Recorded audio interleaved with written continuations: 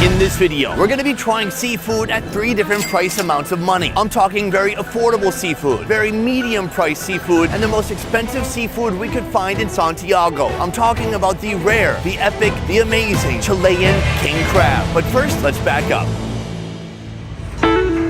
So far in Chile, we have experienced a lot of the food this country has to offer. And my God, they have a lot, including and especially mayonnaise. People here, they love their mayonnaise. Today, it's all about seafood. Chile has a gigantic coast. It's full of delicious seafood. Whether it's giant squids, Chilean sea bass, or amazing king crabs, today we're gonna have 3 different meals and 3 completely different experiences. You ready? Let's go.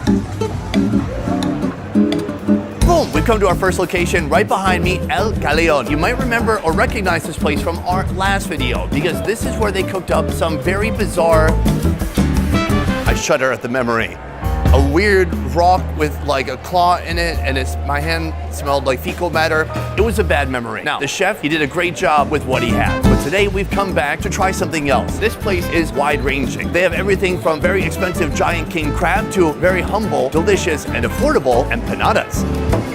Right now I'm in the kitchen with Antonio, and he's about to make 5 of these empanadas. Let's do it. Step 1, take the ajo, also known as garlic. That goes on top of the shrimp. Then the oregano, a little bit of salt. This is cumin. That also goes on the shrimp. Give it a little bit of a mix. This right here is our filling, and it's already looking amazing. Right here we have our wheat wrapper. He takes a big dollop of shrimp and puts that right inside. After the shrimp, he puts on a load of Parmesan cheese. Antonio takes a little bit of agua, Spanish for water. He hits it on the edge. He folds it over, lets each end kiss, and then he pushes all the air out. The final touch, a crimping wheel to give the empanada its signature look. Right here, the empanadas are ready to be put in the fryer. One by one, he drops them in. So these are gonna stay in here frying in that oil for 2 to 3 minutes. How does the empanada fit into the daily lifestyle of people here in Santiago? The empanada is quite known in Chile, and it's a very traditional dish. But many people order like an appetizer. It's not like a full dish when you come here. It's more like something to start with. All right, folks, we have our first meal of the day right here. These look gorgeous. Now, a normal person would probably eat it from here, but what I want to do is just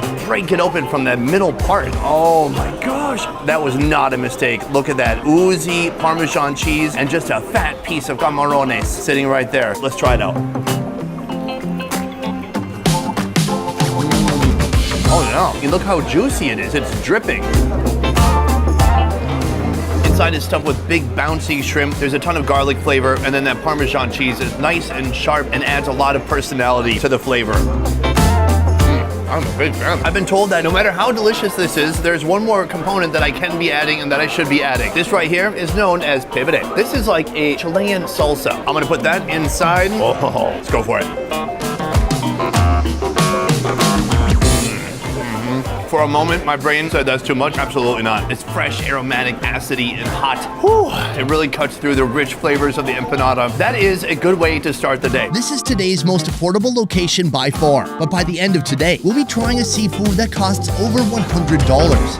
But first, a much more medium-priced location, serving up 2 unusual Chilean seafood dishes. First, one of the longest species of eel in the world, and the infamous Chilean abalone. We have come to our second location, and this place is wild. It's called Ocean Pacific's restaurant, and it is huge, and they have some very unique food here. This is a family restaurant with a striking atmosphere inspired by the sea and navigation. You may notice as we walk around that they fully commit to that theme. It doesn't get more nautical than here unless you are actually on a ship. Beyond that, it is vast. They have everything. Aside from dining areas in the kitchen, they also have a pool where the live fish are. Right now, we're about to head to the pool, and they've given me what looks like a Halloween costume. Today, I'm gonna be the gold guard. Now, this is a suit that we have to put on before we go to the pool. It's a lot of radiation in there. That's not true either. All right, let's get dressed.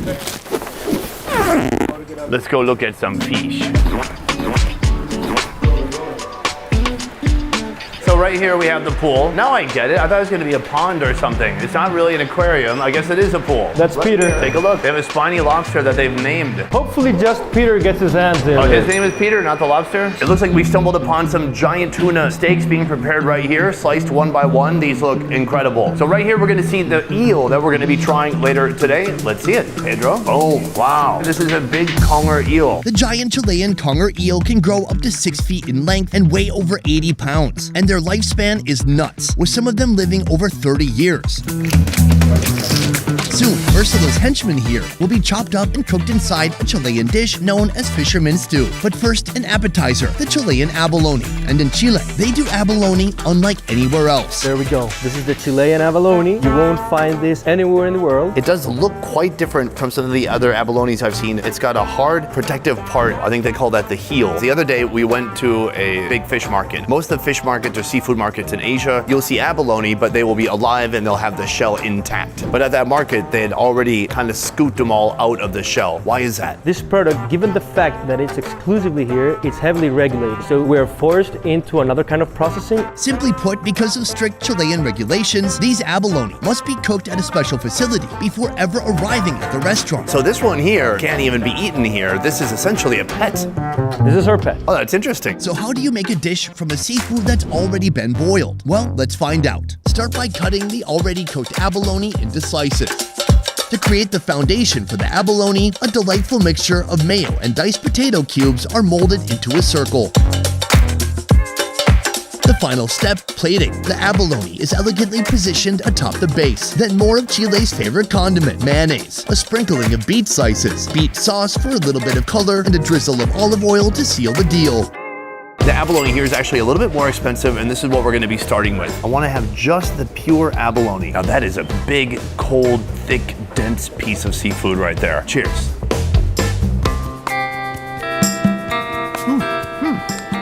Almost tastes a little bit like sausages. Why does it taste like that? It's hard to pin down exactly how to describe this flavor. In the meantime, I'm gonna pin down some of this potato and mayonnaise mixture. Oh. It's a Chilean potato salad with micro cubed potatoes. It's delicious. Also, I need to try some of this pink stuff. Oh, it tastes kind of like a pickled beet. I like it. Okay, from here, I want to grab another thick slice of this abalone and just apply directly some of this mayonnaise on top. And that is the perfect bite. Cheers. Very rich, creamy. The abalone has a cold, dense texture to it, and it tastes a little bit like sausages. What does this taste like to you? Oh, maybe that. Oh. It tastes a lot like cooked tuna, or even slightly like the essence of a canned tuna, which makes sense then why it would taste so good with mayo. I've never had abalone that tastes anything like this. It is a completely unique and different type of flavor. Now we're heading back to the kitchen to see how they make that fisherman's stew chock full of conger eel. So right here we have our core ingredients, potatoes. This is a mixture of carrots, onions, bell peppers, and tomato. And then right here we have a fish stock made from that conger eel. Or I guess it's eel stock? Our chef is here, he's about to take it away. Boom, this whole mixture goes inside of our clay pot and then in with that fish stock. Right here, this is all of our flavor already. Hit that clay pot with a little bit of potato. Right here we have the eel chef. She's carefully just taking off the pieces of meat. It's just pure protein, no bones. A quick handoff to this chef, and then that goes deep into our clay pot. Actually, it looks so much like kimchi jjigae, but I'm guessing it will taste nothing like that. This just needs about 7 to 10 minutes to cook all the way through. Then they're gonna bring it to our table. I wanna say a huge thank you to Roberto for preparing our food today. Sir, gracias. I love the amount of cooking that goes on here in these stone bowls because your food just stays hot forever. I'm gonna start by sampling a little bit of this broth. It tastes like a combination of a delicious vegetable stock and seafood stock. Oh yeah. Yeah, it's thick, it's heartwarming, it's super delicious. This is a big part of that eel. When most Americans hear eel, they think, ew, gross, no thanks. But in fact, eel's quite delicious and it's eaten all over the world in many different manifestations.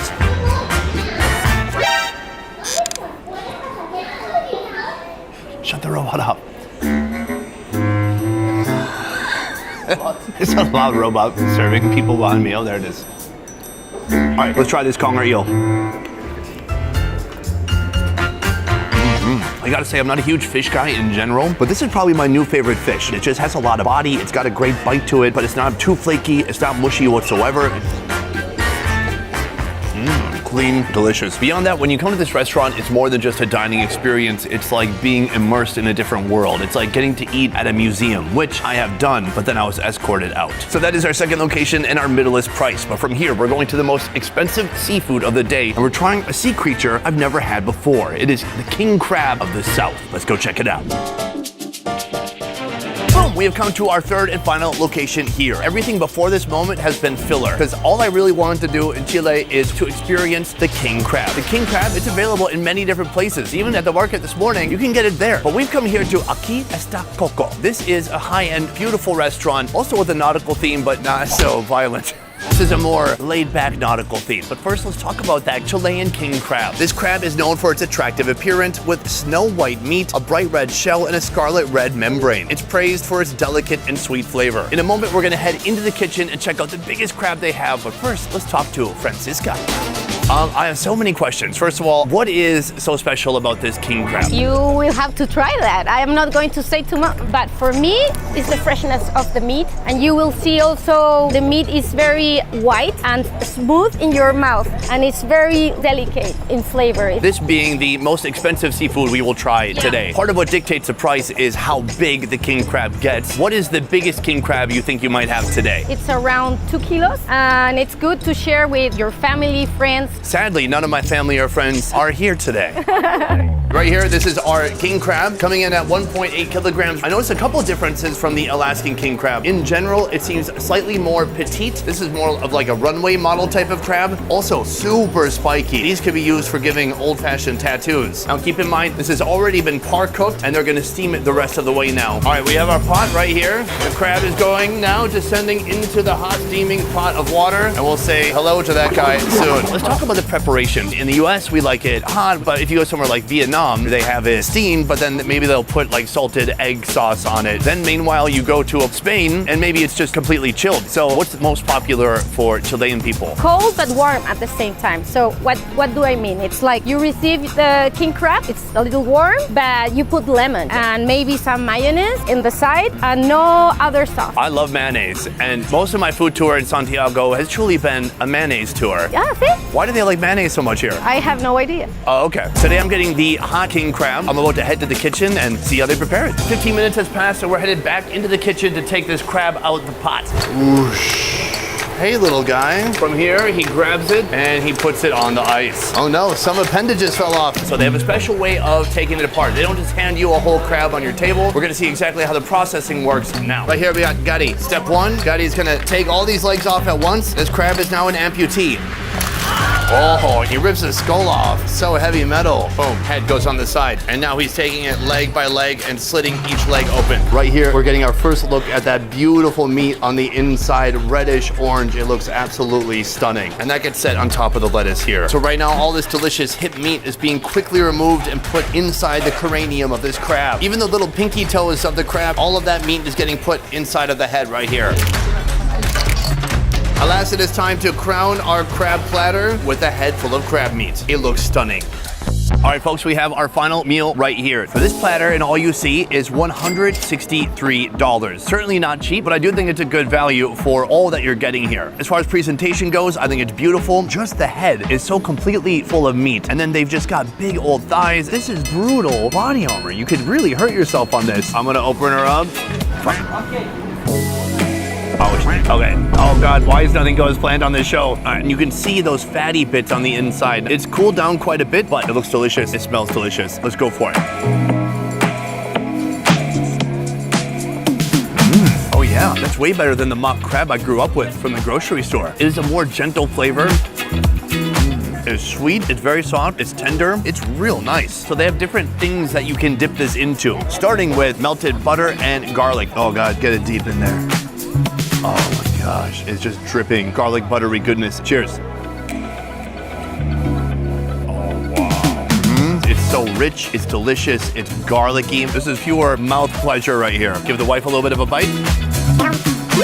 We've tried the garlic butter, we know that's delicious already. But what about having crab with mayonnaise? We are in Santiago after all, and this is the national condiment. I assume, do countries have national condiments? See, in Vietnam it'd be fish sauce. What would it be in Minnesota? Ranch. It would be ranch. We're gonna take some of the mayo, and for many of you watching, this is gonna be sacrilegious, but we're gonna make a meat salad from crab and mayo. I'm getting more mayo. Oh, yes. There are no rules, guys. You can do whatever you want. I've been told to also put some of the citrus on here. We have some limon. This is the ultimate crab salad. Cheers.